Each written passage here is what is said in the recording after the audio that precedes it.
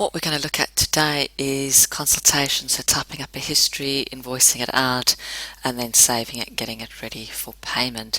So you would pick up a patient. Now you can either do that from the appointment screen, or you could be picking it up from the patient ribbon, or you could be searching for it. It doesn't really matter, however you choosing your patient. If you've in the patient screen and you're choosing the patient from the patient screen, you would just go here and you'd go new consultation.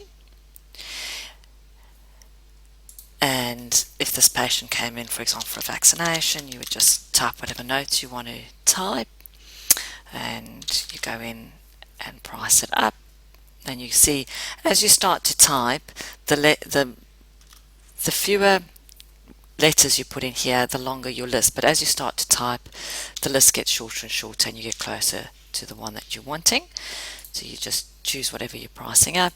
You can add in a label if you need to. So say you want to dispense some worming tablets, and just say give 2 tablets with food, and you can change your quantity.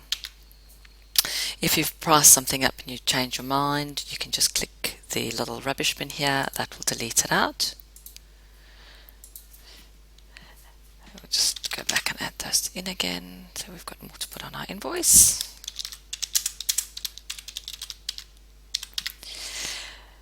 If we get down here and we say, oh, actually we should have given them 3, we can just go back and say 3, so we can just edit as we go.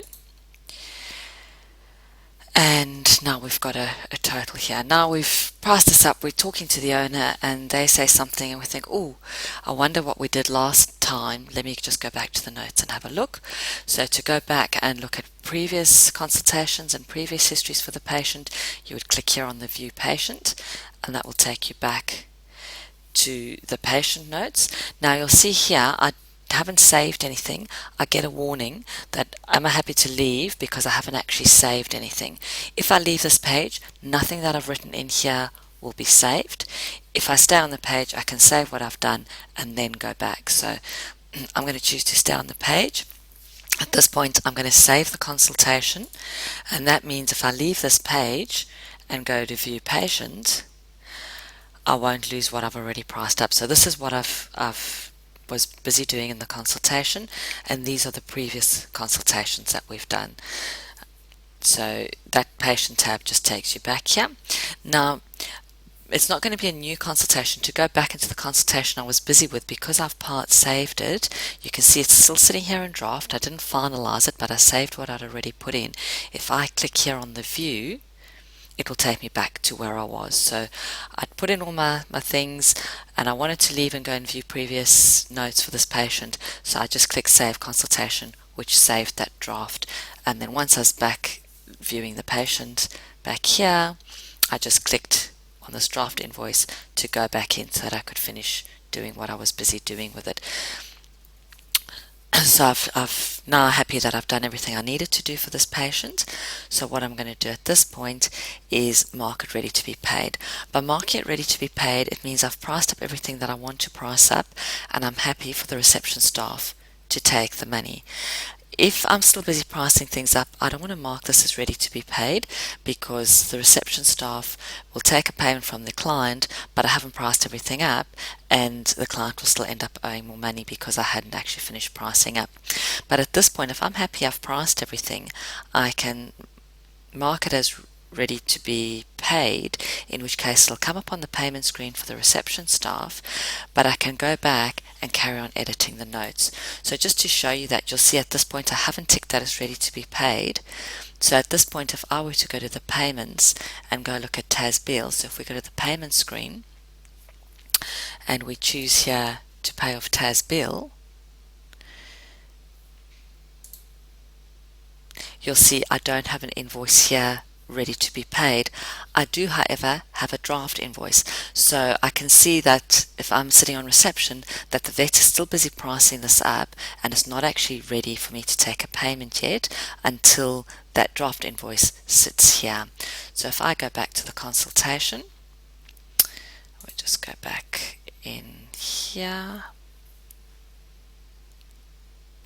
So I'm back at TAS bill. The consultation I've still got in draft. and I view that. If I now mark this as ready to be paid, I've now got this pay button up here, which I didn't have before. So if I want to take a payment in the consultation room, I can actually just click here on the pay button and it will take me to the payment screen.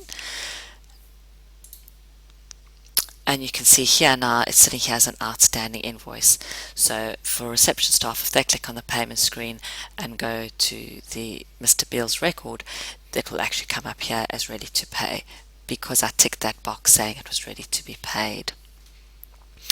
Now the other thing you might want to do is you might want to rather use pricing templates. So if we go back into the patient record and do a new consultation, you'll see on the side here there's a section called templates, and if you've got a long list, so it's up to you, and there's a video on this on how to go and make templates. You can make up as many templates as you want, so you may end up with a very long list here of templates that are tailored to your clinic.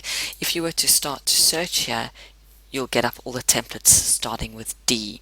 And if you had a longer list and a number of Ds and you did DE, you'll get anything starting with DE. So if you've got a very long list here, you can actually search this list to get up the template that's applicable to the consultation or the procedure that you're busy with. At this point, if you choose your template, so I want to price up a dental for this animal, you can see here's my template, and I'll add that to the consultation. At this point, I can go and add more notes. So if I've actually done an extraction, and I want to say extract canine, I can go in and say that. So I can edit the template. I can delete something out of the template if I decide to delete something out. And whatever that was in the template will be sitting here. I can go and amend this. So this is a dental grade 3, but I'll think, oh, I chose the dental grade 2 template, but it was actually dental grade 3, so let me go and change that. I can go in and change that, and I can go and I can add other things in here. So now this animal wants to go home with some advantage. I can add some advantage to the template. So although you bring the template in, you can then go through and amend it as much as you need to. I'm not going to send this one home with the dental oral spray. I'm going to just delete that line off. So I just delete that line off. So you have complete flexibility. It makes it a lot quicker, and it means you don't get missed billing. By bringing the templates in, you can then go and edit the template should you want to.